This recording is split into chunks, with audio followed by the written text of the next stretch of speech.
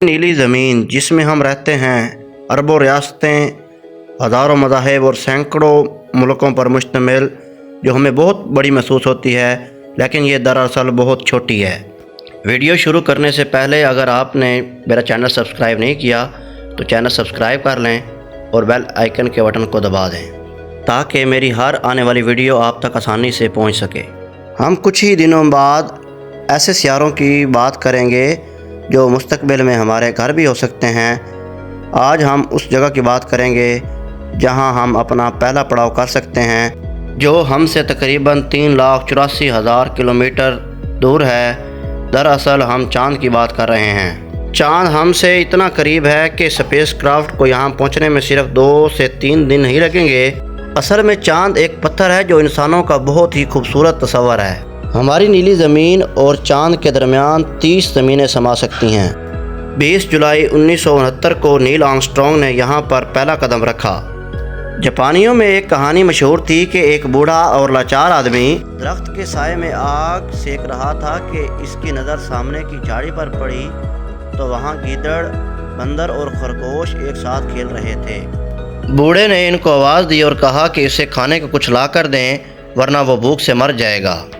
اس پر بندر مچھلی پکڑ آیا اور گیدڑ نے چھپکلی مار کے اس کے سامنے رکھ دی اور خرگوش کو کچھ کھانے کو نہ ملا جو وہ بھوکے بوڑھے کو کھلا سکے۔ یہ کہہ کر خرگوش نے عاجزی کی انتہا کر دی اور آگ میں چھلانگ لگا دی۔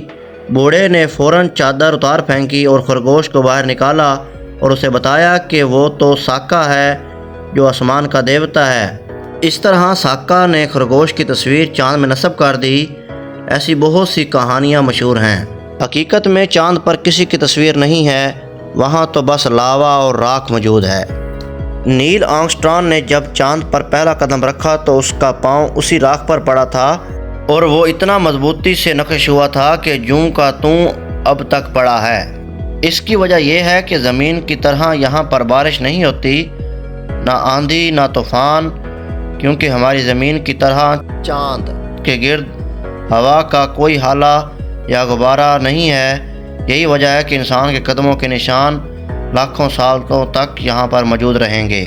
ایسا نہیں ہے کہ صرف نیل آرمسٹرانگ کے قدموں کے نشان رہیں گے، بلکہ ایک گولف اسٹرانومر شیفرڈ کے شمش کے نشان بھی یہاں پہ موجود ہیں، جس نے چاند کی سطح پر گولف کھیلی تھی۔ لیکن اس کے ساتھ ساتھ ایک نام ہے۔ کیا آپ جانتے ہیں کہ ایک شخص نے ایک خوبصورت لڑکی کا نام چاند پر نقش کیا تھا؟ افسانوں میں بہت سے عاشق اپنی محبوبہ سے یہ وعدہ کرتے ہیں کہ ان کے لیے چاند تارے توڑ کر لا سکتے ہیں، لیکن وہ ایسا کر نہیں سکتے۔ لیکن ایک شخص تھا جس نے اپنی بیٹی سے وعدہ کیا تھا کہ وہ اس کا نام چاند پر لکھے گا، اور اس نے یہ وعدہ پورا بھی کیا۔ جی ہاں، اپولو 11 کمانڈر نے 1972 میں جب وہ 3 دن چاند پر رہا، جب وہ واپس اپنے ساتھیوں کے ساتھ واپس آنے لگا تو اس نے ایک عجیب کام کیا۔ وہ جھکا اور اس نے چاند کی چمکتی سطح پر اپنی بیٹی ٹریسی کا نام لکھا۔ یہ اس کی بیٹی کے لیے بہت عمدہ تحفہ تھا، لیکن اس میں ایک چھوٹا سا دکھ بھی شامل ہو گیا کہ وہ چاند پر لکھے گئے نام کی تصویر نہیں بنا سکا، حالانکہ کیمرہ بھی موجود تھا اور ریکارڈنگ بھی ہو رہی تھی۔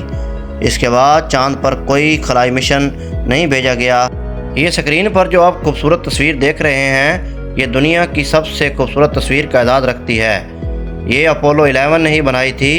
اگر آپ کو یہ ویڈیو اچھی لگی ہو تو لائک ضرور کریں۔